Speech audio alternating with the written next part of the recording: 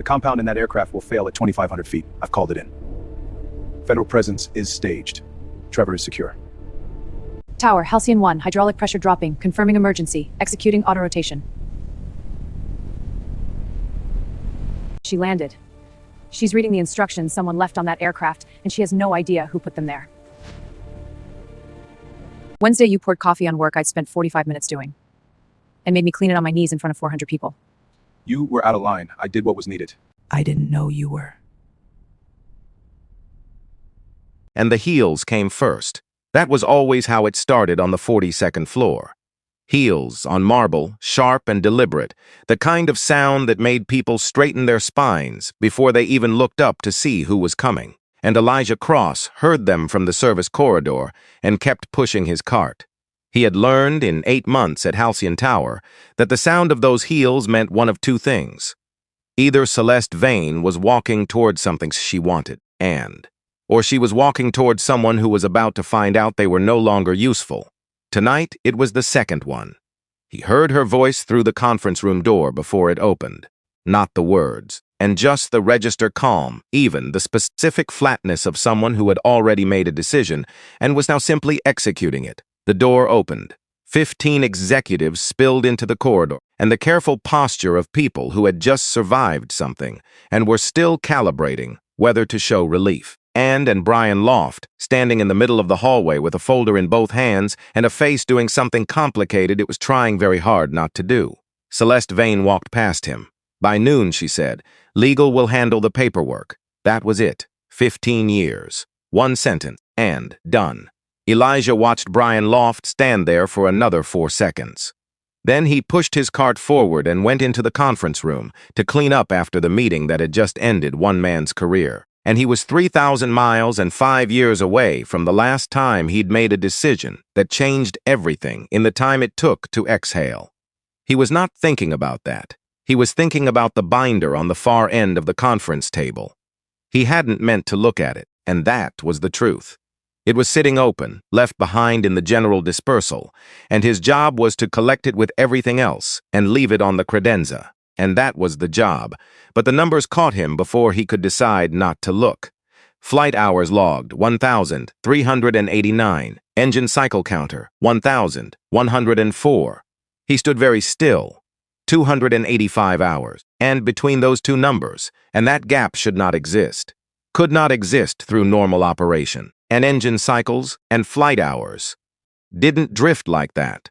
Unless someone was deliberately logging time that hadn't happened, inflating the maintenance record while leaving the engine data, the data that lived in the aircraft's own systems, and the data that was harder to reach and harder to alter at its actual count. And someone was falsifying the log. And if someone was falsifying the log, the question was why. And if the question was why, the answer almost always came back to condition. The aircraft was not in the condition the log claimed it was in. His jaw tightened, and he reached into his pocket. Small notebook, always there. Pen.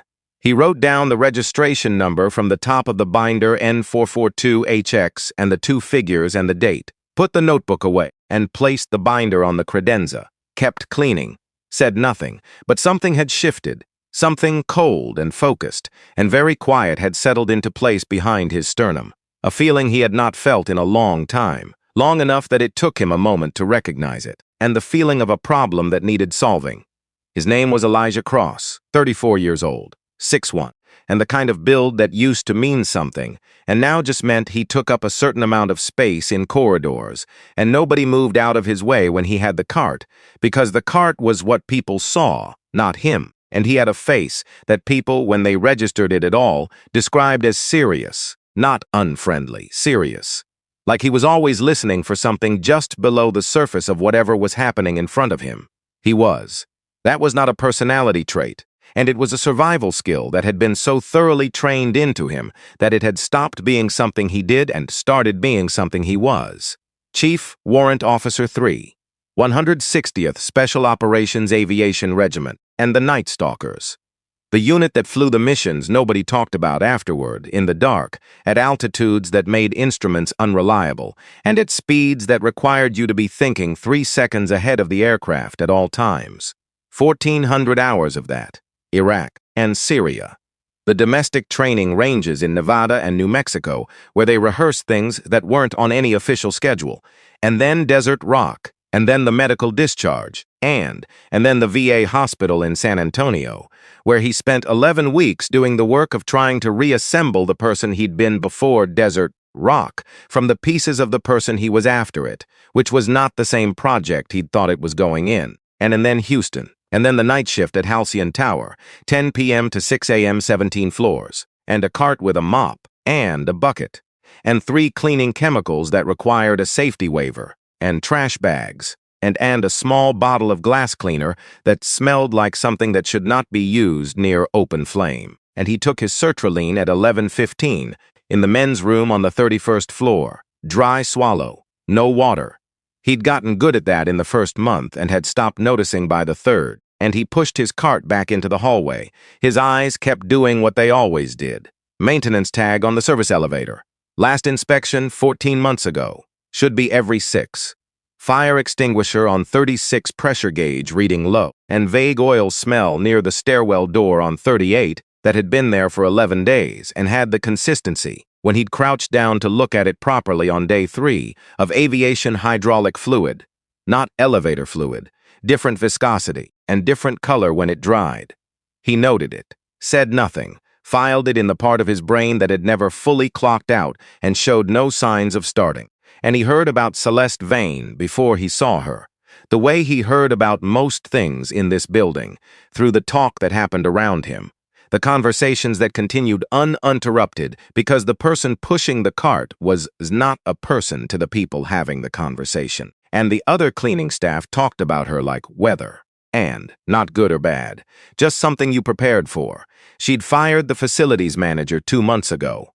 22 years with the company. She'd made a senior analyst redo an entire quarterly report because 2 graphs used slightly different shades of the same color. And don't make eye contact in the elevator. Elijah had listened without comment. He'd known commanding officers who ruled by fear. He understood the architecture of it, the way certain kinds of power needed constant demonstration to stay legible as power, the way some people confused the performance of authority with the thing itself. And he didn't need to see Celeste Vane do anything to understand what she was.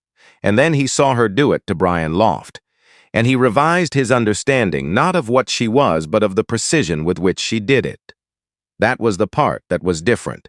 She wasn't careless about it, and she was exact. He filed that too. And the first time Celeste Vane spoke directly to Elijah Cross, and she was standing in the doorway of the 42nd floor conference room while he was cleaning it after another late meeting. And she said, and without looking at him, and those windows need to be done again, and I can see streaks from here.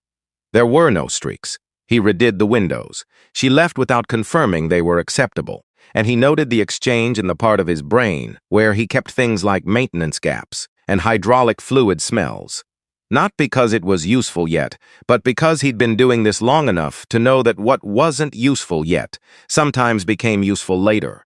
And 3 weeks in which was when the story actually started, though he didn't know that yet. Nora Ellis stopped him in the supply corridor on 34, and Nora was head of HR. 41. The tired that lived behind the eyes and not in the posture, the kind built from managing other people's impossible situations until it became structural.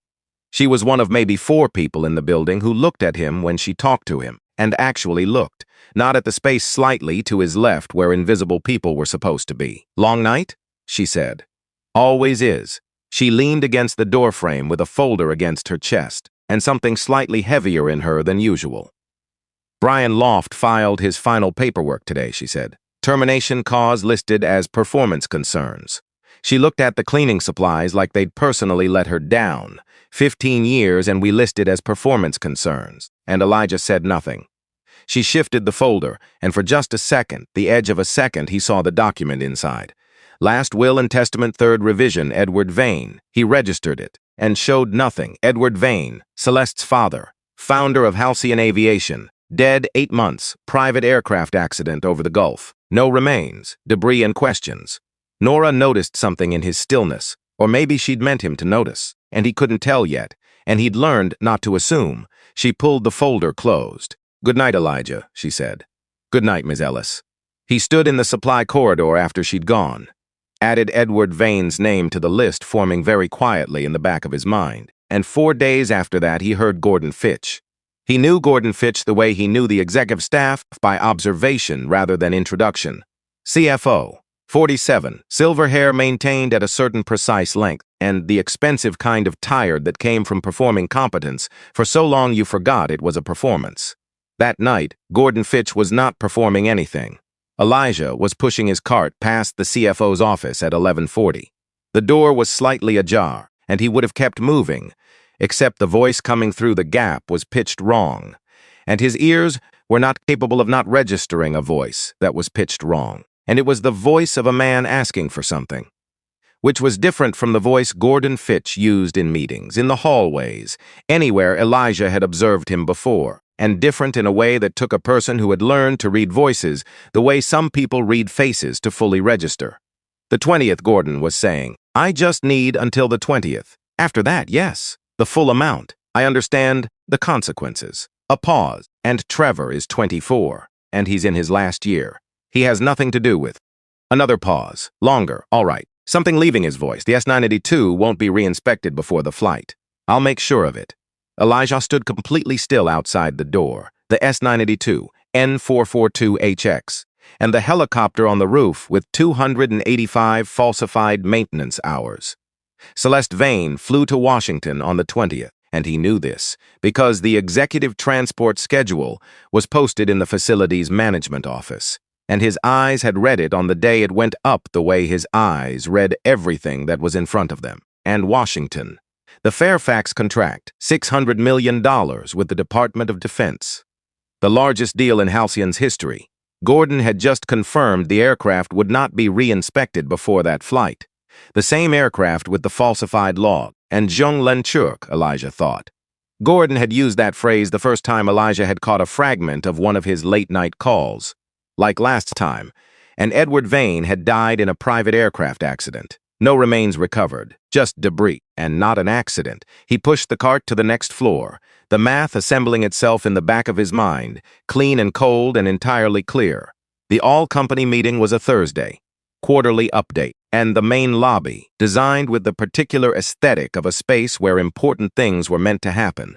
All marble and light and clean lines. 400 employees. Elijah was stationed near the east wall with his cart. Required presence for large-scale building events, and he existed there the way he always existed in this building occupying space, without being registered as occupying it. And Celeste was at the front. She was speaking about the Fairfax contract, about Halcyon's position in the federal aviation market. The language of ambition delivered with total conviction. He watched people in the crowd lean slightly forward, the way people did toward things that felt certain. She was good at this. Not performed good, actually good, and the kind of good that came from believing it, or from being so thoroughly trained in its performance that the distinction had stopped mattering, and he was not listening to the content. He was watching Gordon Fitch. Gordon stood at the back edge of the executive group, one step removed from everyone else, checking his phone, shifting his weight, and the sheen of sweat at his temples visible from 15 feet to someone who knew how to look for it. Halcyon doesn't reach where we're going by accepting mediocrity at any level, Celeste was saying. Every role in this company reflects on this company. Every role. And she paused and looked toward the east wall. Elijah felt it before he fully registered it. The room's attention following one person's gaze, the way 400 heads turned in the same direction without deciding to. She walked toward him, heels on marble, deliberate, and she reached the beverage station along the sidewall. She picked up a full cup of coffee. She looked at the floor in front of Elijah, the section he'd cleaned 45 minutes ago, still gleaming, and she tipped the cup. Coffee spread across the marble, dark, slow. Again, she said, 400 people watching. Someone's phone came out. Then another. Elijah looked at the spill, looked at her, and looked at the 400 people and the 2 phone cameras and the particular quality of silence that had settled into the lobby like something had its hands around the room's throat. He reached for the paper towels on his cart, got down on his knees, and the sound of it, his knees on marble, traveled in the silence. And small sound. Somehow larger for being small, he began to clean. Celeste Vane stood over him and addressed the room. Something about standards, something about expectations. He did not listen to the words because the words were not the point. The point was the image, and the point was the phones recording it, and the 400 people watching, and the particular a certain kind of power required from a moment like this. He was not thinking about that. He was thinking about the number 285 and about Gordon Fitch on the phone at 11:40 saying the S-982 won't be re-inspected, about Edward Vane and the debris field over the Gulf and the will in Nora Ellis's folder. About the 20th, 8 days away. His hands were steady, and he had noticed that 2 days ago and hadn't fully understood it yet. For 5 years, since Desert Rock, since the discharge, since the hospital, his hands had carried a tremor that came and went but never fully left. And stress made it worse. The fluorescent lights made it worse. Being in large groups of people made it worse. And right now, and on his knees on marble, and in front of 400 people and 2 phone cameras, and with the CEO of this company standing over him like he was something to be managed, his hands were completely still, and he finished cleaning the spill, stood up. Celeste Vane had moved back to the front of the room. The meeting was continuing, and Gordon was looking at his phone again. The 400 people were looking forward again. Nobody looked at Elijah. Nobody ever looked at Elijah. He pushed his cart back against the wall, thought about what that meant. The tremor had stopped 2 days ago, and the night he'd seen the maintenance log and written down the numbers.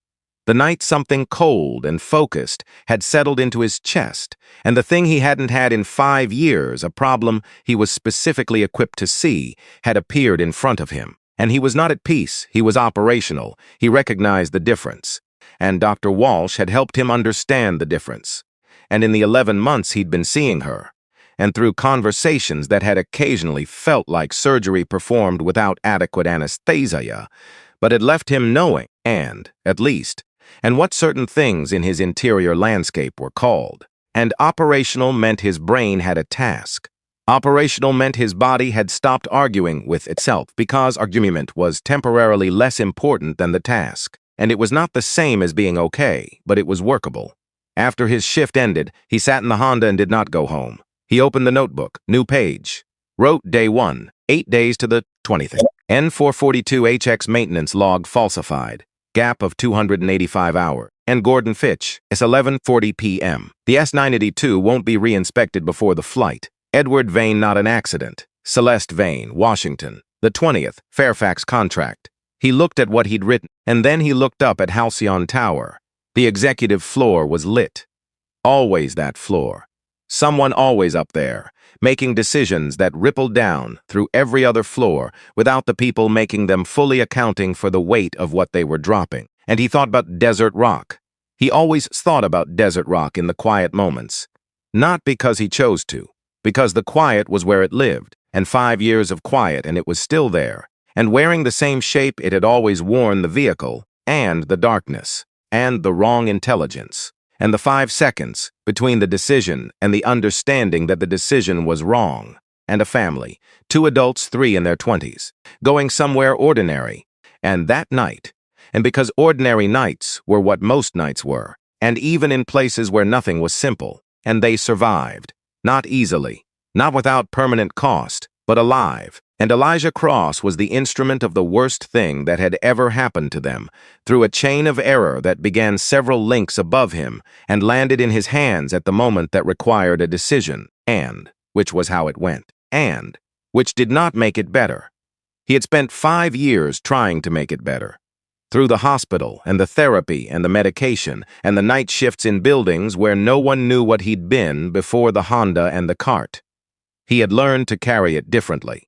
And he had not learned to put it down, and he had, after much resistance, stopped believing that putting it down was the goal.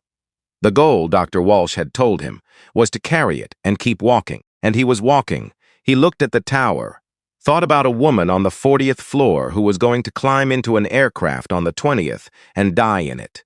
A woman who had just made him kneel on marble in front of 400 people. And a woman who had no idea what was sitting on the roof above her office, and no one, not one person in that entire building who was going to tell her. And, except possibly the man in the Honda, he closed the notebook, looked at his hands in his lap, still. He started the engine. He had 8 days and a very clear understanding of the problem. That was more than he'd had at Desert Rock. He drove home, and he was almost asleep when his phone lit up on the nightstand. Unknown number. Stop looking into things that aren't your business. We know who you are. We know about Desert Rock. He read it and set the phone face down, lay in the dark for a long moment. Then he closed his eyes. The next morning he went back to work. Not because he'd decided to, and not because he'd made a plan, or resolved a question, or arrived at some clean internal conclusion about what he was going to do. He went back because going back was what you did when there was something that needed doing, and you were the only one who could see it. And he had learned that a long time ago in another life, in the dark above places that weren't on civilian maps. Night stalkers don't quit. He parked in the same spot, walked in through the same loading dock, changed in the same locker room, filled the same cart, and went upstairs. It was on day 3 that Nora Ellis stopped him in the supply room on 34 and did not speak. She walked in while he was restocking, stood near the shelves, and turned something over in her fingers, a key. She set it on the shelf next to the paper towels, walked out. He looked at the key, picked it up, read the tag, EV, private office, floor 38. Edward Vane's office, locked since the day he died, and on Elijah's floor route, always dark under the door, with only the faint ghost of expensive cigars on still nights to confirm anyone had ever worked in that room at all. He closed his hand around the key and kept working, and that night, and at 2 in the morning, and with the building quiet and the security rotation at the interval, he'd mapped over 8 months of watching it, and he let himself into Edward Vane's private office. And the smell hit him first. Cigars, old paper, the residue of someone who had worked in a room long enough that the room held the shape of them. He moved systematically, desk, drawers, files, and behind the picture frames, Celeste at different ages, aircraft in various configurations, one photo of a much younger Edward standing next to a helicopter with the particular straight posture of someone who flew things for reasons beyond recreation, and the bookshelves. Aviation safety regulations. He pulled it, too heavy, opened it, hollowed out, a USB drive sitting in the cavity. He plugged it into Edward's computer and sat in the dead man's chair and read for 40 minutes, insurance policies, and structured instruments, not standard ones, designed to pay out specifically, explicitly in the event of Celeste Vane's death in an aviation accident. $120 million, and beneficiary listed as Gordon Fitch. Activated through a board succession clause that had been quietly amended 14 months ago, before Elijah had even been hired. And the policy had been signed 3 weeks before Edward Vane's aircraft went down over the Gulf. He sat with that, opened the next file, audio recording, unlabeled, Edward Vane's voice, quiet, careful, and the voice of a man recording something he hoped nobody would ever need, but was recording anyway because he understood probability. Gordon has been in contact with Harlow for at least 8 months, and what I have is pattern the Meridian contract restructure, the Fort Bliss procurement change, the maintenance budget relocations, and they want the federal contracts, all of them. The only way they get them is if Halcyon's leadership changes, if I'm gone, and then if Celeste is gone, a pause, a chair shifting. I've made one arrangement, it may not work, but it's the only thing I can think of that Harlow won't see coming. Because they don't see what they don't consider worth seeing. The recording ended. Elijah sat in the quiet of the dead man's office and understood what the recording meant, and he opened the third file, internal email, 9 months ago. The recipient, HR allocation. Please process the attached application for Elijah Cross maintenance staff night rotation. No formal interview required. Clearance on file. Compensation at rate code 7B. And this is a direct placement. Rate code 7B. He'd looked it up in his first month when his paycheck was slightly higher than the posted rate, and he'd thought it was an error. Rate code 7B was for specialized technical consultants, and not cleaning staff. He closed the laptop, sat in the dark. Edward Vane had found him, at the VA through whatever network a man who'd built a $2 billion company could access quietly, and had found Elijah Cross, and former CW3, and grounded. And broken in the specific ways Desert Rock had broken him, and working nights in buildings where he didn't exist, and had put him here. Not because he needed a janitor, because he needed someone who could see what everyone else walked past, and someone Harlow would never think to look at. Elijah thought about the supply corridor, the cart, the fluorescent lights, the sertraline in the men's room on 31, 312 shifts, and he'd been watching this thing take shape for 8 months without knowing what it was. Edward had opened a door he hadn't known he was walking through. He took the USB drive, locked the office behind him, walked back to his cart, stood in the hallway for a moment, and then he picked up the mop and kept working. 7 days left. He rode home at 6:15 in the gray morning light and sat in the Honda in front of his building for a while before going up. He thought about what he had, what he didn't have, and what he could realistically do from the position he was in, which was invisible by design, which was exactly the position Edward Vane had put him in, because visible was the only position that was safe. And he thought about the S-982, about hydraulic fluid and crystallization points and the specific sequence of steps that a trained pilot could execute to bring a helicopter down safely from low altitude with total hydraulic failure. And he thought about Celeste Vane reading a 4-page handwritten document in a failing aircraft. He thought about whether she would. He put the Honda in park, went upstairs, made coffee, opened the notebook to a fresh page, wrote 4 words at the top. What can I do? And not a question. A directive. He started writing 7 days before the 20th, and Elijah Cross sat at his kitchen table at 6 in the morning with the notebook open and a cup of coffee going cold beside it, and did the kind of math that had nothing to do with budgets or quarterly reports or any of the numbers that moved through Halcyon Tower like blood through a body, and aviation math. The specific patient calculus of altitude and pressure, and what happens inside a hydraulic system when the fluid stops being what it's supposed to be, and standard mill PRF 5000, 606. That was what should be an N442 HX. Engineered to be stable across a wide range of temperature and pressure, tested. The entire point of it was that it worked exactly when you needed it to and did not surprise you. He had caught a glimpse of the fluid color 8 days ago, when a maintenance technician had been doing what the falsified log called a full inspection, and what was actually a visual pass that lasted 11 minutes. And the color was wrong, not dramatically, subtly. The kind of wrong that was designed to be missed by someone not specifically looking for it. He had been specifically looking for it. Synthetic compound. He had seen variants of it before, not in commercial aviation, and in the kind of work that didn't appear on official schedules, in briefings that didn't happen in rooms with windows.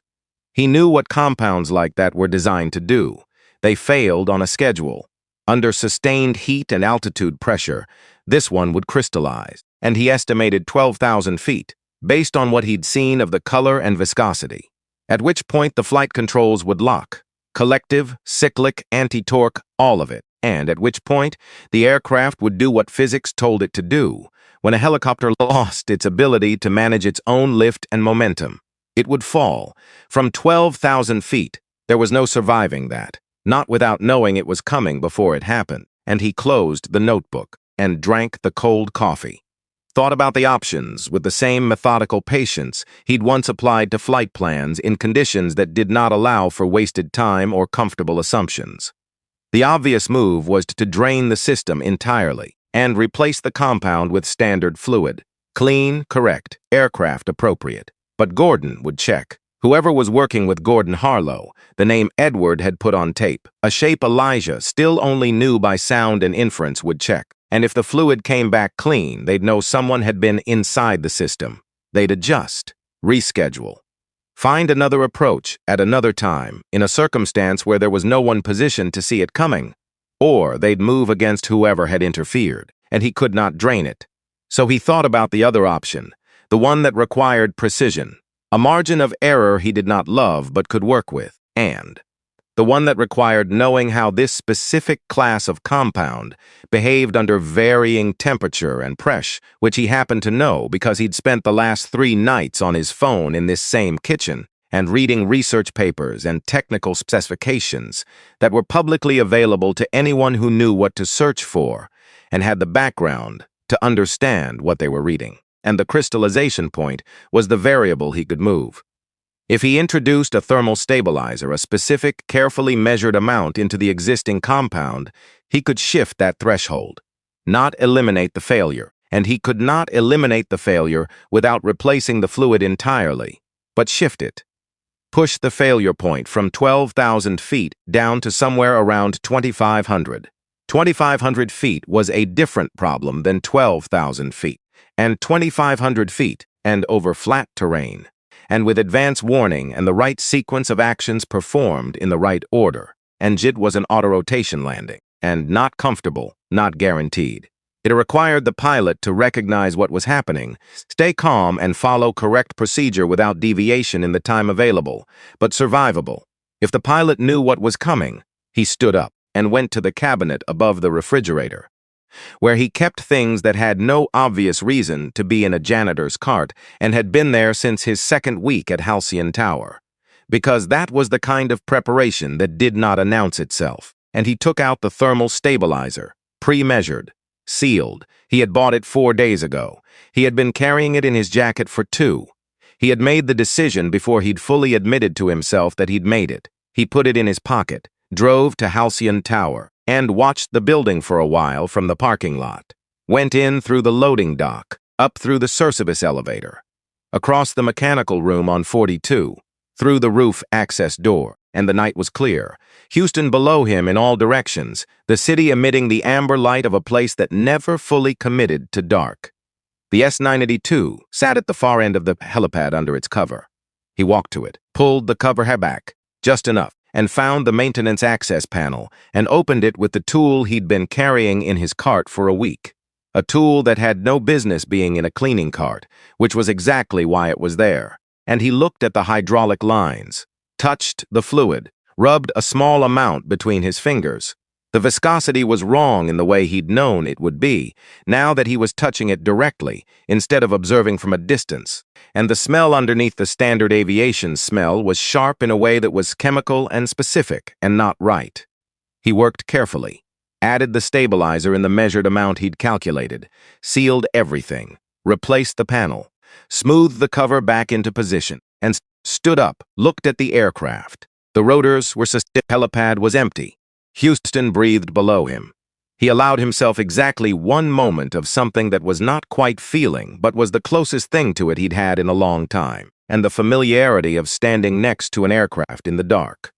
The specific quality of quiet on a rooftop at altitude, with the city noise just far enough below to seem like something happening to someone else, and he did not let it go further than that. He walked back to the roof access door, went downstairs to the supply room on the 36th floor, the one with the small desk shoved into the corner, left over from some previous use of the space, and he sat at it with a notepad and a penlight. 4 pages. He wrote for 40 minutes, not long sentences, not technical in the way that would be useless to someone reading under stress, and technical in the way that emergency procedure was always technical, built for use when time was compressed, and adrenaline was narrowing the available bandwidth, and what you needed was clarity, not explanation, short sentences, clear sequences, and the language of someone who had once been responsible for keeping aircraft and their occupants alive in conditions designed to make that difficult. First indication will be stiffness in the collective, not turbulence. Do not wait for a second indication, and collective down immediately. And this is not optional, and it is not gradual. Do it now. Rotor RPM between 97 and 102%. This is your only priority for the next 40 seconds. Find your landing zone before you begin descent. You will not have time to look for one on the way down. And flare at 40 feet AGL, not 50, not 30, 40. You have done harder things than this. Follow the steps. He read it back twice, made one correction, folded it, and reached into his inside jacket pocket. The challenge coin had been there since Fort Campbell. 5 years, through the hospital and the discharge and the apartment, and 300+ nights of fluorescent corridors and cartwheels on tile, and brass, worn smooth where his thumb always found it. One face, the Night Stalker crest. The other, 160th, sore Night Stalkers don't quit. He set it on top of the folded paper, looked at both of them. Then he went back up to the roof and into the S-982 through the pilot's door. He placed the paper and the coin in the seat pocket on the left side, the place a pilot doing any kind of pre-flight check would reach automatically, the place you couldn't miss if you were being thorough. He climbed out and pulled the cover back into position, walked to the roof access door, did not let himself look back at the aircraft. He went downstairs, kept working. 6 days before the 20th, the text arrived at 6:47 in the morning, and he was in the parking garage changing out of his uniform when his phone lit up. Unknown number. We know you were on the roof last night. Walk away now or the Desert Rock file goes to every news outlet in Houston by end of business today. He read it and put the phone in his jacket pocket, got in the car, drove to the diner 3 blocks east, corner booth, coffee, and he sat and thought with the same unhurried patience that had made him effective at things that required unhurried patience, and that some people had mistaken, over the years, for slowness, and they knew he'd been on the roof. Camera, contact, or both. A level of surveillance inside the building he hadn't identified yet, which meant his understanding of the situation was incomplete, which was useful to know. They'd done research on him, and Desert Rock was classified but classifiable in the way things became unclassifiable. See, someone had motivation and the right connections. They knew it was a pressure point. They were right that it was a pressure point, and they were wrong about what that meant for what he would do next, and he thought about what it would cost. News coverage of Desert Rock, the discharge, the family in the vehicle, and his face on screens, explained in the reductive language of headlines, reduced to the worst 5 seconds of his life without the context of the preceding 10 years or the following 5. He thought about what it would not change. He had carried it for 5 years, and it had its own weight, worn into him the way the coin was worn, smooth, present, and permanent, and no longer something he was trying to make smaller. And news coverage would not make it heavier than it already was. It might make people stop listening to him. He sat with that, paid for the coffee, got back in the car, drove to his apartment, sat at the kitchen table, picked up his phone, and called a number he had not called in 4 years. 4 rings, Dempsey, Colonel Ray Dempsey, 58. Retired in the way men like Dempsey retired, which was to say with the full weight still on, just distributed differently. And the last Elijah had heard, he was consulting for Federal Task Force working defense contractor oversight and aviation security, which, as timing went, was notable. It's cross, Elijah said. A pause. Not surprised. And the pause of a man who has been waiting for a particular call and is now organizing his response to it. Elijah's. Something in his voice settling. Talk to me. I have a situation, not mine, someone else's, and I need to know if you have anything on a company called Halcyon Aviation and an operator named Harlow, and longer pause. Where are you right now? My apartment. Stay there today. Don't go back to the building. Dempsey's voice had shifted registers operational, sorting information quickly. I'm going to make 2 calls. I'll be back to you in an hour. The line went quiet, and Elijah set his phone on the table, looked at the window. Thought about Celeste Vane moving through her day in that building with no idea what was sitting on the roof above her, and Dempsey called back in 51 minutes. Harlow is a network, he said without preamble. Been on our radar for 3 years. Defense contractor infiltration. They find CFOs, procurement people, anyone with the right access and the wrong debt load, and get them far enough underwater that compliance becomes the only exit. Gordon Fitch, Elijah said, consistent with the pattern. What's the timeline? 20th. Celeste Vane flies to Washington. The aircraft is compromised. A silence. Like her father, Dempsey said, and like her father. Another silence, the kind that meant he was weighing something. What have you already done? He said. Not a question. Slowed it down, bought altitude, put written instructions in the aircraft, and if she doesn't follow them. Then I didn't buy enough altitude, and Dempsey breathed through his nose. Elijah could picture it exactly, the exhale that meant he was choosing between 2 things to say and selecting the more useful one. I can position federal presence, Dempsey said, and staged, not visible until she's on the ground. She has to be on the ground first. Yes, a beat. And the Desert Rock material, you know they'll move on it. I know. It could compromise your credibility with the people who need to hear what you have to say. It could, Elijah said, or it could be information about me that's already true, and doesn't change what I know about the aircraft, or what Gordon Fitch said on the phone on the 40th floor. And Dempsey was quiet for a moment. Send me everything you have, he said. Dates, figures, the audio file, if you have access to it. I'll have it to you tonight, Elijah. A pause with something different in it.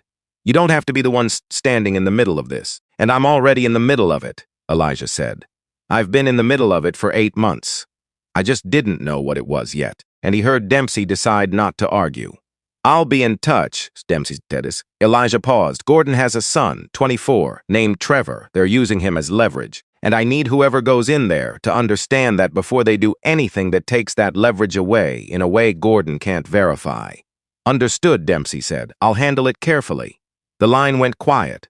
Elijah set his phone down, sat in the kitchen for a while, and then he got up and went to work, and not at Halcyon Tower, at the kitchen table. With the notebook and the USB drive and his phone, and the patience of someone who understood that preparation was the only form of control available before a situation required something other than preparation. He wrote everything down, and the log numbers, the dates, the call he'd overheard at 11:40, the insurance policy, the timeline from Edward's audio file, Gordon's conversation about Trevor, the compound in the hydraulic system, and what it was designed to do and what he'd done to alter its behavior. And he photographed each page and sent the images to the number Dempsey had given him. Then he sat back. The kitchen was quiet. He thought about Dr. Audrey Walsh. He had been seeing her for 18 months, and Thursday afternoons, a VA office on the west side of Houston, with a waiting room that smelled like industrial cleaner and had chairs bolted to the floor, the way chairs in waiting rooms always were, as if the chairs themselves were patients who couldn't be trusted to stay put. And Dr. Walsh was 45 and direct in a way that occasionally felt like surgery but was, and he had come to understand, and the opposite of unkind, because it meant she never wasted his time or pretended that careful language would fix anything that careful language could not fix. And he called her. She picked up on the second ring, because it was 11 in the morning and she had office hours, which he knew, because he'd been seeing her for 18 months and knew her schedule. And Elijah, not surprised, I need to tell you something. Okay, not as a patient. He looked at the table as someone who needs to hear himself say it out loud. Go ahead. He told her about Desert Rock, and not in pieces, not in the fragmented, managed way he'd told it before in sessions where he was still protecting himself from the full shape of it. Straight through, beginning to end. The mission, the intelligence report, and the vehicle on the road below, the 5 seconds between the decision and the knowledge that the decision was wrong, which were the 5 seconds that had lived in his hands ever since as a tremor that came and went but never fully left. A family. 5 people, and 2 adults, 3 in their 20s. Going somewhere that had nothing to do with anything. They lived, some of them significantly different after than before, and an Elijah Cross had been the thing that made that happen, through a chain of error that began above him and ended in his hands at the exact moment a decision was required. And he finished. Dr. Walsh was quiet for a long time. Why tonight, she said. Why are you telling it this way tonight? Because I'm about to do something, he said, and I needed to say it one more time first. Make sure I know what I'm carrying into it. And do you? And he thought about the coin in his jacket pocket, about the 4 pages in the seat pocket of an aircraft on a rooftop. Yes, he said. And is what you're about to do because of Desert Rock? He considered that honestly. The way she'd taught him to consider things, not what was appropriate to Taze, but what was actually true. It's not because of it, he said. But it's not separate from it either. And I know what it costs when someone in the air doesn't have the information they need. I know what that costs from both sides of it. She held that. Call me on the 20th, she said, and after. You said that last week. I'll keep saying it until you make the call. 4 days before the 20th. Elijah went back to Halcyon Tower, not on the schedule, but his keycard hadn't been deactivated yet.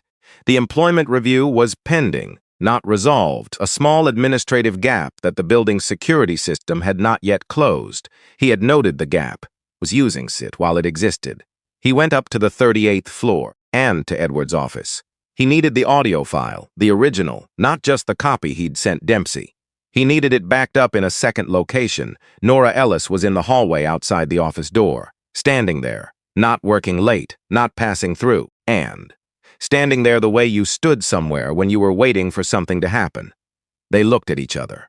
Come in, she said, and she unlocked the door, and they went inside and sat in the chairs across from Edward's desks, the same chairs that had presumably accommodated whatever meetings had happened in this room when he was alive, and the cigar smell was fainter now. 8 months, and it was slowly losing its grip on the room. He left something else, Norsa said. She placed an envelope on the desk between them, sealed, handwritten name on the front. Not Elijah's name, Celeste. He wrote it himself, Nora said, and 3 days before the aircraft went down. He said to give it to whoever came to find it. She looked at the envelope. He said whoever came to find it would know when to give it to her. And Elijah looked at the envelope. What does it say? I don't know. I haven't opened it. She looked at him directly. He trusted me not to. He picked up the envelope, held it. It was light, 1 page, maybe 2. And the weight of whatever a man chose to say to his daughter, when he understood he might not be available to say it in person, he put it in his inside jacket pocket. The audio file, he said, and I need the original backed up somewhere. Harlow can't reach. I have a copy at home, Nora said, and one with my personal attorney, sealed, with instructions to open it if something happens to Celeste or to me. He nodded. You've been doing this for a while, he said, and Edward asked me to hold certain things, she said. After he died, I understood why. She folded her hands on the desk. I didn't know about you specifically, and he didn't tell me your name. He said he'd found someone who would see what needed to be seen. Elijah sat with that. He was right about the seeing part, he said. I'm still working on the rest of it. Nora almost smiled. He usually was right, she said, and it was one of his more irritating qualities. 3 days before the 20th, Elijah watched Gordon Fitch for the last time. He had watched him across 3 evenings, and night 1, and takeout at the desk, and 2 calls, and nothing actionable, and night 2, and scotch from the bottom drawer, and 40 minutes of pacing, and no calls, and night 3 was the one that mattered. The office door was not fully closed. Elijah was in the corridor with his cart, moving at the pace that made him part of the building's background, when Gordon's voice came through the gap, low and coming apart at the seams in a way that the voice of a man who managed a CFO's public presentation of himself was not supposed to come apart. And I know what I agreed to, Gordon said, the voice of someone holding something very heavy in each hand. I just need you to understand that Trevor is 24 years old. He's finishing his degree. He has never had anything to do with a pause. All right, flat, and the flatness of a man who has used up every argument and knows it. The S-92 is clear. No re-inspection before the flight. I've checked it personally. The call ended, and Elijah stood in the hallway. Gordon had done a final check, had looked at the hydraulic system with his own eyes, and seen what it was designed to look like, present, plausible, altered in ways that required specific knowledge to detect. He'd seen what he expected to see, and he'd just told Harlow the aircraft was clear. Good. Elijah moved to the next floor. He thought about Gordon in there, alone in his office, on the 3rd night of watching a thing he had set in motion, move toward a conclusion he couldn't stop anymore. And he thought about Trevor Fitch, and 24 years old, and living in a dormitory somewhere, and finishing a degree, and having no idea that his existence had become a mechanism for compelling his father towards something that would follow him for the rest of his life. And he thought about the family in the vehicle at Desert Rock. 5 people who had never had anything to do with anything either. The difference was that this time there was still time. 2 days before the 20th, and Dempsey called at noon. Trevor Fitch is secure, he said. We made contact this afternoon. He cooperated, fully didn't know what his father was involved in. Elijah closed his eyes briefly, opened them. Good, he said. We're positioning for the 20th, and federal presence in staging, ready to move when she's on the ground. A pause. She has to be on the ground first. I know, Elijah. Something shifted in his voice. I've been pulling the halcyon thread, and Edward Vane's accident was not an accident. We had enough for a preliminary determination already. What you sent me fills in what we were missing. Elijah said nothing. He knew, Dempsey said. He knew, and he put you there. Yes. How does that sit with you? And Elijah thought about the question honestly. The way it deserved to be thought about. It sits fine, he said. He saw something worth using. He used it.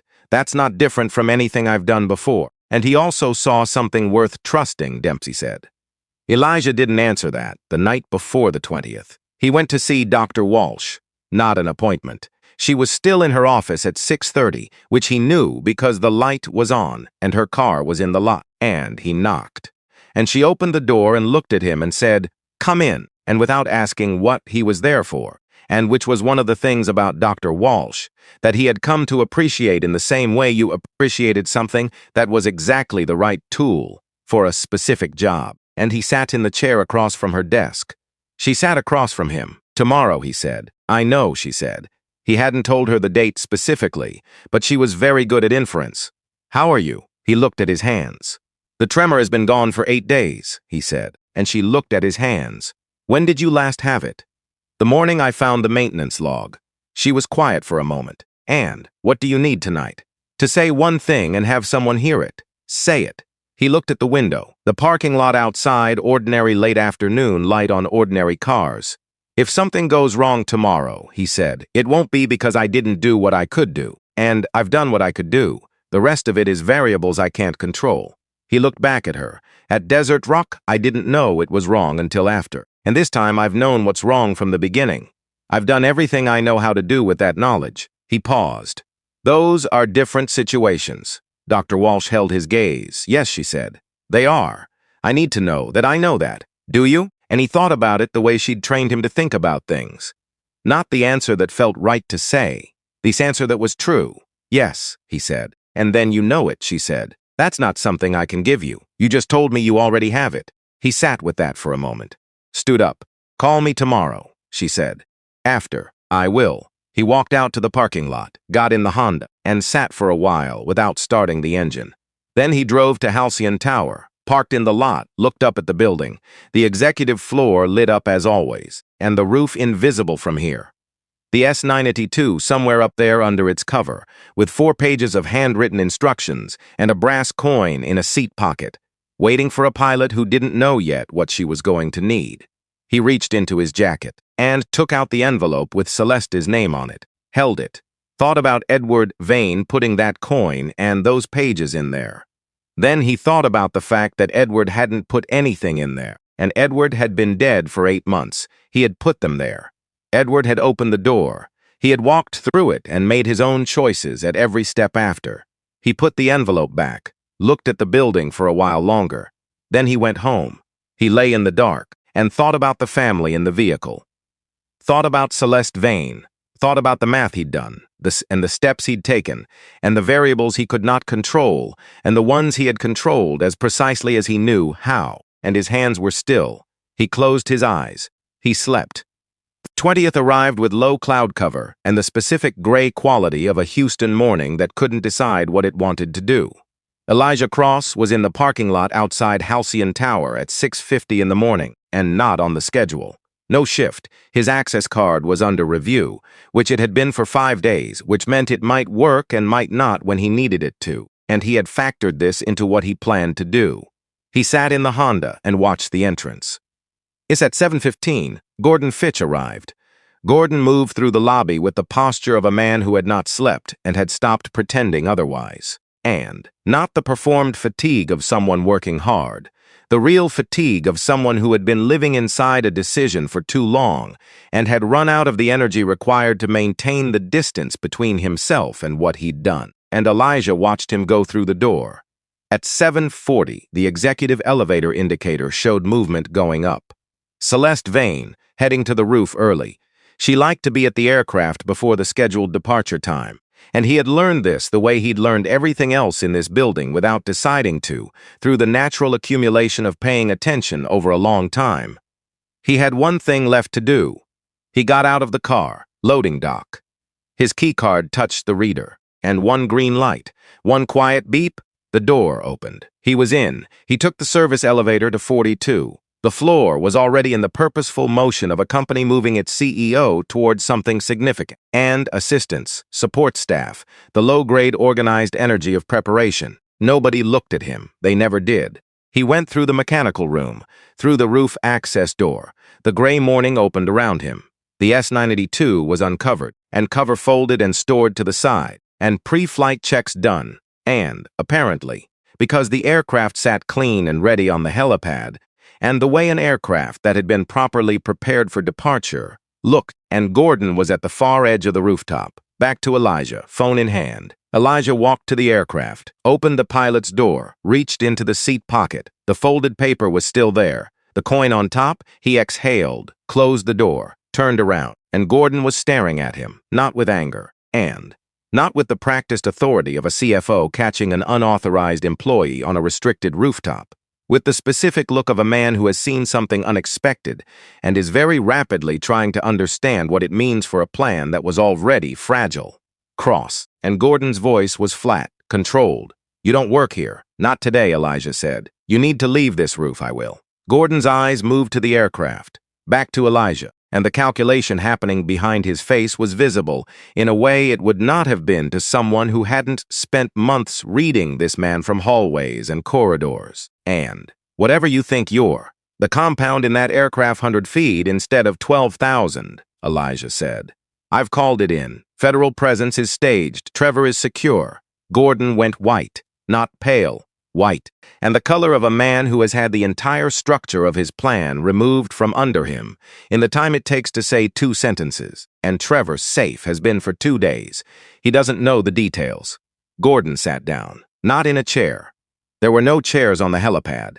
He sat on the surface itself, on the textured grip surface of the rooftop, like the legs had simply decided they were done. And Elijah looked at him, not with contempt, not with satisfaction, with the particular regard of someone looking at a man who had made terrible choices under pressure that was real, through leverage that was genuine, on behalf of someone he loved. And it did not make the choices right, it made them comprehensible, which was not the same thing.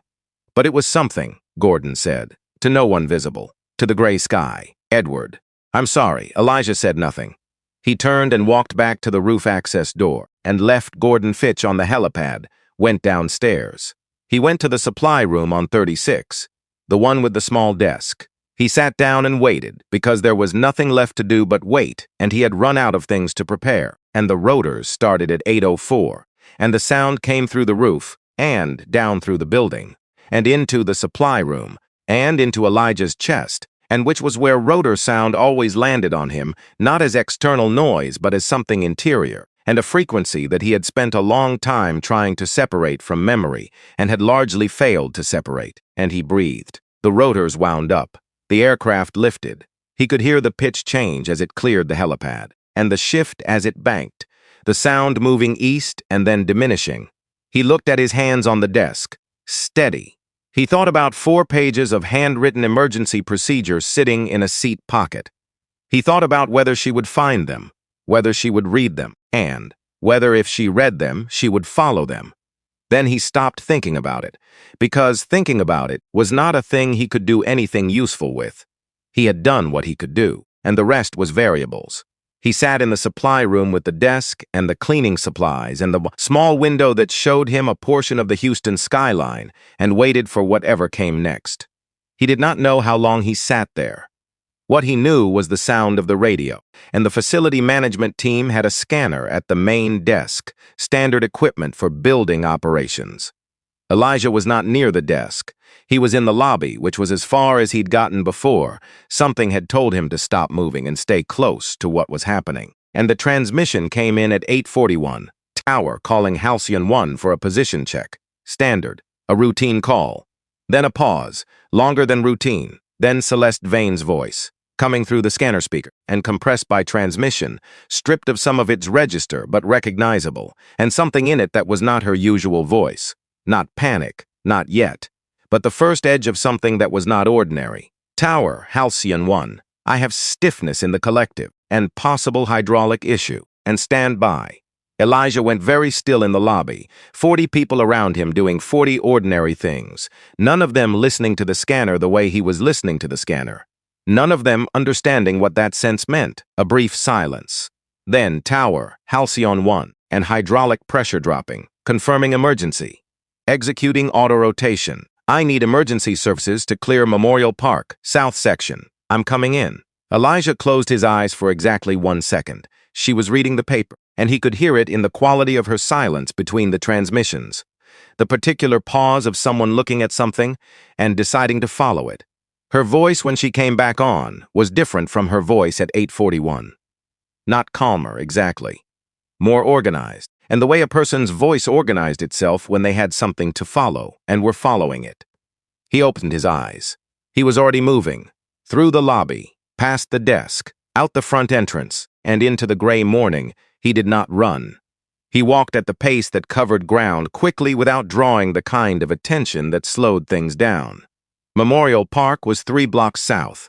He heard the rotors before he saw the aircraft, and, coming in from the north, lower than any normal flight path, the pitch changing as the collective came down, and the auto-rotation took effect, and that specific mechanical sound of a helicopter using physics to save itself when the systems it was designed to rely on had stopped cooperating, and he came through the park entrance as the S-982 came over the tree line. It was coming in hard, fast, but controlled. Not the sound of something that had given up on itself, the sound of something being flown. It landed in the open south section, and hard enough that the landing gear compressed fully and the nose dipped and the whole aircraft rocked once on its axis before settling. The rotors kept turning. Emergency vehicles were already converging from 2 directions, and sirens. The kind of organized response that Dempsey's positioning had made possible. The pilot's door opened. Celeste Vane climbed out, flight suit, hair coming loose from where it had been pulled back, one hand on the aircraft frame, not because she couldn't stand without it, but because her body needed a moment to confirm that the ground was there and was going to stay there. She stood on the grass, looked at the aircraft, and at the crumpled forward section where the hard landing had made its mark. And then she looked at the papers in her hand. She was still holding them. All 4 pages, folded, her grip on them tight enough that the edges were creased from the pressure of her fingers. She read something and stewed in the grass with emergency personnel moving toward her from 2 directions and read something. The last line. Elijah was standing at the edge of the park, far enough back to be outside the perimeter that was being established, close enough to see, and she looked up from the paper. She looked around. She did not find him. He did not make himself findable. He put his hands in his pockets, felt the notebook on one side, nothing on the other, and the coin was still in that seat pocket, where he'd put it, where it had apparently stayed through everything that had happened in the past 40 minutes. He turned and walked back to the tower. Gordon Fitch was in the lobby, not in handcuffs yet, and standing between 2 men in suits who were clearly federal and clearly not offering him a choice about where he was standing. And his face was the face of a man who had been carrying something for a long time and had finally set it down in a way that was not voluntary and was not comfortable but was, at some level he hadn't expected, a relief. He saw Elijah. Something passed between them, not forgiveness and not absolution. Just the acknowledgement of 2 people who had been inside the same situation from different sides. And Trevor, Gordon said. Safe, Elijah said. Dempsey's people have him. Gordon closed his eyes. The federal agents moved him toward the elevator. Elijah watched them go. Then he went upstairs, to the 38th floor, Edward's office, and he unlocked it with the key Nora had given him, and went inside and sat in Edward's chair for the last time. The cigar smell was almost gone now. He took the envelope out of his jacket pocket, Celeste's name in Edward's handwriting on the front, and he set it on the center of the desk. He sat there for a while. Then he heard footsteps in the hallway. Nora Ellis appeared in the doorway. She looked at the envelope on the desk. She looked at Elijah. She landed, or said, I know. She's on her way back. I know. And Nora came into the room. Sat in one of the chairs across the desk, the way a person sat in a room they'd sat in many times before when the person who used to occupy it was still alive. And, are you going to be here when she arrives? For a little while, he said. She's going to want to know who. She'll figure it out. Elijah. Nora looked at him directly. The look she'd been giving him since day one, the look that saw him, not the cart. And Edward chose you, because he thought you were the kind of person who'd do this and not ask for anything afterward. He was right. That doesn't mean you're not allowed to be here for what comes next. And he looked at the envelope on the desk. Give her that when she gets here, he said. Not before. Let her be on the ground for a few minutes first. Nora nodded. He stood up, went downstairs, out through the lobby, into the parking lot. He sat in the Honda, did not start the engine, and he called Dr. Walsh. She picked up off the first ring. She landed, he said, a breath. Are you all right? And she said. He thought about the question with the honesty it deserved. Yes, he said. Different kind of not all right than usual. But yes, that's progress, she said. Not lightly. She never said things lightly. I put the coin in the aircraft, he said. I know you did. And I've had it for 5 years, I know. He looked up at the building. It felt right to leave it there, he said. I don't know how to explain that, and you don't have to explain it, she said. Some things you do because they're right, and the explanation comes later or it doesn't. He sat with that. Call me Thursday, she said. Regular time. I will. He ended the call. Sat in the lot. She found him 40 minutes later. And he had not gone anywhere. He wasn't sure why. He had told himself he was waiting to make sure the federal process was moving correctly, which was true, but incomplete. And the main entrance opened and Celeste Vane came out. She had changed out of the flight suit. Dark jacket, same kind she wore in the building. Hair put back again, though not quite as precisely as usual. And, moving with the specific energy of someone running on the far side of adrenaline, the clarity that came after. When the immediate thing was over and you were still alive and your body hadn't fully accepted that yet. She scanned the lot and found the Honda, walked toward it. He got out. They stood in the parking lot in the gray morning with the city noise around them and the ordinary sound of aircraft in the ordinary distance, going ordinarily about ordinary business. She had the papers in her hand. Still, and she had been carrying them since Memorial Park. She looked at him for a long moment. You were on that roof, she said. Yes, you put that paper in the seat. And yes, you changed the hydraulic compound. Yes, she looked at the coin she was holding in her other hand, had retrieved it from the seat pocket, apparently, at some point between the landing and now CW3, she said. 160th SOAR. She looked up. You flew combat missions, and 1,400 hours. You could have told me who you were. He thought about the answer, the honest one. Tuesday I tried to mention the maintenance log, he said, and you told me to focus on the trash cans. She went very still. Wednesday, work fence, 45 minutes doing, he said, and made me clean it on my knees in front of 400 people. His voice did not rise. It did not need to. And Thursday you had security review my employment status. He looked at her steadily. When exactly would you have liked me to bring up what your CFO was planning? And the silence that followed was not hostile. It was the silence of someone reckoning with something that was true and that they did not have a response to because there was no response to it that would not make it worse. That's fair, she said. Yes. She looked at the coin and turned it over. Read the inscription again. Looked back at him. My father hired you, she said. Yes, to protect me. He paused. He hired me to be somewhere useful, he said, and he thought you'd need someone nearby who could see things clearly. What I did with that was my choice. She nodded slowly. I read his letter, she said. He waited. Nora gave it to me. She looked at the coin in her hand, and he said he was afraid I was becoming the kind of person who ran a company without seeing the people inside it at it. That he'd been that person. That it cost him things he couldn't recover, and she looked up. He said he hired you because he wanted me to see what I was missing. Not because you would tell me, because eventually, if you were there, I would have to see it myself. Elijah said nothing. I made you kneel, she said. You did, on marble.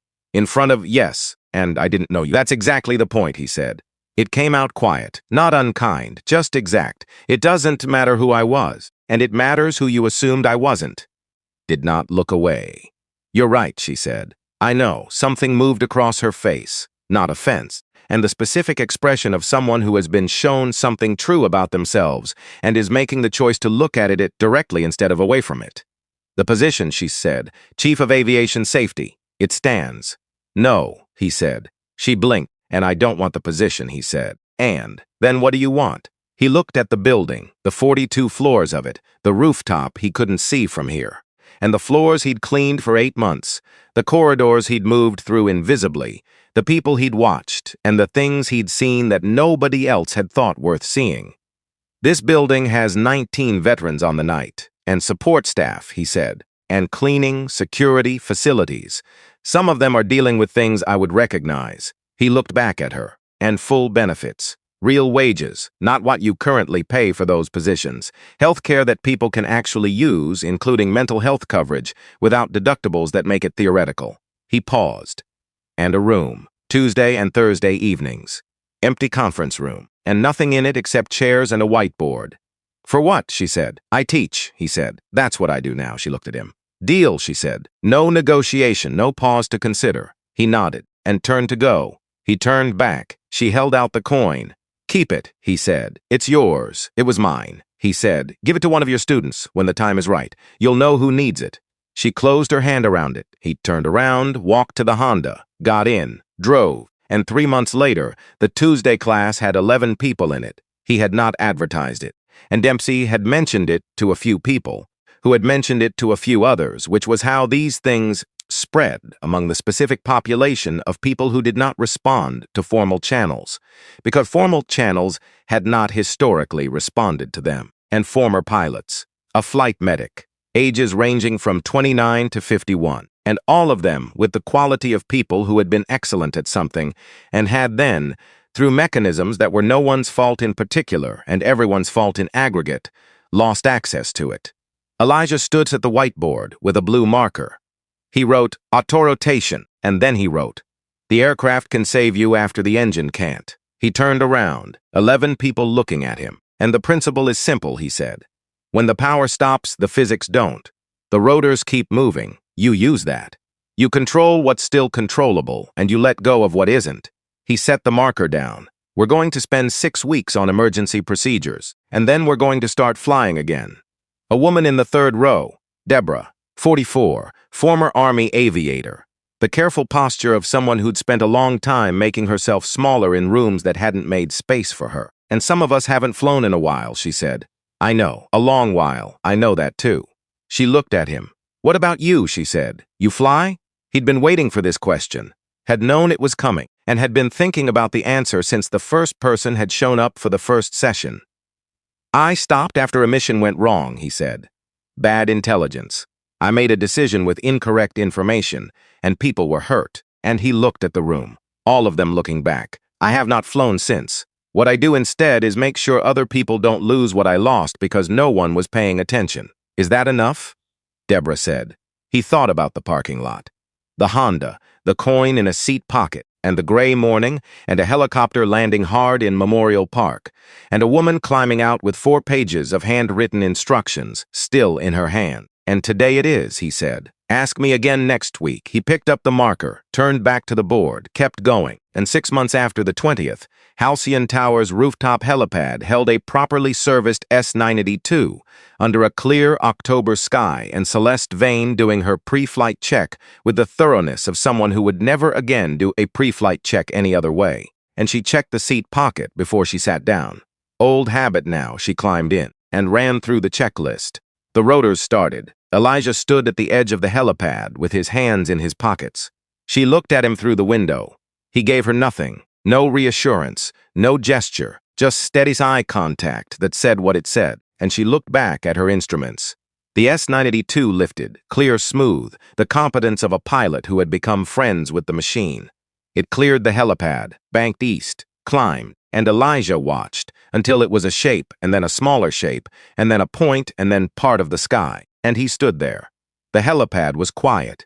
Houston below him in all directions, doing what Houston did, indifferent and alive. He reached into his left pocket, the notebook, always there, and he opened it to the last entry, written 6 months ago in the parking lot outside a VA diner, before everything that had happened. 8 days to the 20th. Do the work. He turned to a fresh page, held the pen, and thought about what was true right now, and, at this moment, and on this rooftop, and with the city below him and an aircraft, somewhere to the east, being flown by a woman who had learned something she hadn't known she needed to learn. And he wrote, "Deborah flew a full circuit yesterday. Didn't tell anyone. It was the first time in 4 years I could tell. She landed it clean." He looked at that for a moment, added one line. "The hands have been still for 6 months. He closed the notebook and looked up at the October sky, empty where the aircraft had been. The sky being the sky open, indifferent, and full of the kind of light that made even this city look like something worth looking at from above. He put the notebook back in his pocket, turned around, and walked to the roof access door, opened it, went back inside, back down the stairs, back to work.